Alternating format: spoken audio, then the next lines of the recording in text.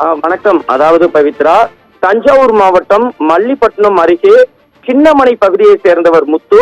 இவரது மகள் ரமணி. இவருக்கு வயது 26.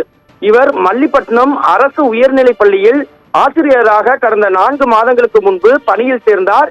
இந்த நிலையில் சின்னமனை பகுதியை சேர்ந்த பன்னீர்செல்வம் மகன் மதன், இவருக்கு வயது 30. இவருக்கு பெற்றோர் திருமணம் செய்ய முடிவு செய்தனர். இதைத் தொடர்ந்து ரமணியை பெண் கேட்டு சென்றுள்ளனர். ஆனால் ரமணிக்கு மதனை திருமணம் செய்வதில் விருப்பமில்லை என கூறியதாக கூறப்படுகிறது. இதனால் ஆத்திரமடைந்த மதன் இன்று காலை ரமணி வகுப்பறையில் பாடம் எடுத்துக் கொண்டிருந்த போது வகுப்பறையில் புகுந்து ரமணி கழுத்து பகுதியில் மதன் கத்தியால் குத்தினார். இதில் ரமணி மயங்கி விழுந்தார். உடனே சக ஆசிரியர்கள் ரமணியை மீட்டு பட்டுக்கோட்டை அரசு மருத்துவமனைக்கு சிகிச்சைக்காக அழைத்து சென்றனர். ஆனால் மருத்துவமனைக்கு செல்லும் பாதி வழியிலேயே ரமணி பரிதாபமாக உயிரிழந்துள்ளார்.